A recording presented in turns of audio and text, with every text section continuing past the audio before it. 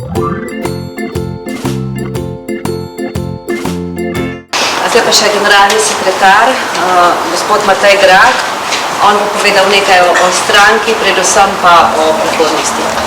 Lep pozdrav še z moje strani. Vse, kar ste in smo slišali, preden sem prišel pred vas, je dokaz, da ne bomo v zadnjem letu se ukvarjali samo s politiko, s tem, kako se bomo lotili kampanje za državnozborske volitve, ampak to, kar tudi civilna družba in ljudje od nas pričakujejo. Tudi v zadnjem letu bomo sprejemali zakonodajo, sprejemali bomo ukrepe, ki so za dobro ljudi. In če po eni strani nekateri pozivajo k sovraštvu, razdvajajo, bomo mi še naprej delali samo tisto, kar je dobro za našo družbo. Pred stanko je zagotovo najpomembnejše leto priprav na volitve.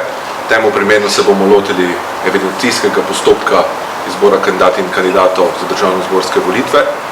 Po drugi strani nas čaka v naslednjem mesecu še en pomemben mejnik, in sicer priključitev liberalnemu združenju na evropski ravni, ALDE-ju, oziroma na kongresu v Helsinkih bomo sprejeti kot polnopravni člani. Za razliko od drugih, kot zanimivost, ki ste jo že poročali, smo bili vabljeni v to združenje praktično od prvega dne nastanka. Za konec bi povedal samo tole. Svoboda je v državo prinesla normalizacijo, poslušamo in vodimo dialog z družbo, ne samo, da jih poslušamo, to tudi upoštevamo. Namreč v politiko nismo šli zato, da bomo všečni, ne sprejemamo zakonodaje zato, da bo populistično to sprejeto v javnosti, ampak zato, ker ukrepe sprejemamo za ljudi. In to bomo nadaljevali tudi v zadnjem letu in to bomo delali tudi v drugem mandatu, za katerega sem prepričan, da ga bomo tudi dobili. Hvala.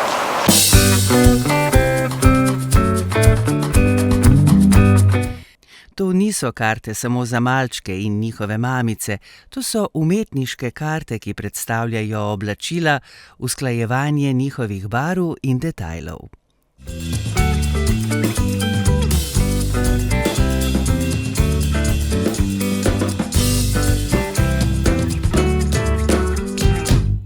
Gašper Lobej-Sojpika, gospod Grah, mene zanima, ključno je to, kar se bo dogajalo na levi sredini, kar se vašega bloka tiče, torej, ali predvidevam, da greste samostojno na volitve, gospod premijer je že pozval k neki, da tako rečem, paktu nenapadanju, skratka, da ni čas za delitve znotraj levega centra.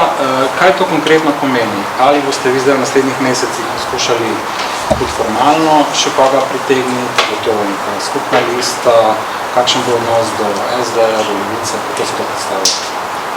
Že na samem festivalu Svobode, ki kot ste lahko videli, je ena izmed velikih uspehov, ki smo ga v tem letu naredili, smo napovedali, da ni čas za drobljenje, da je čas, da se leva sredina tudi usede in doreče program predvsem za drugi mandat. O tem, s kom, na kakšen način bomo sodelovali, zagotovo s koalicijskimi partnerji in s tistimi, ki so zmožni voditi dialog, se pogovarjati in najti tudi kompromise. Tako da o tem, kako bomo nastopili na volitvah, zagotovo samostojno, vendar v nekem programskem delu zagotovo tudi skupaj z levo sredino. In gospoda Prebiliča vidite tudi kot partnerja, če se bo odločil za vstop? Gospod Prebilič se najprej mora odločiti za vstop in potem se lahko o tem tudi pogovarjati. Hi ho, the dairy, the cheese stands alone.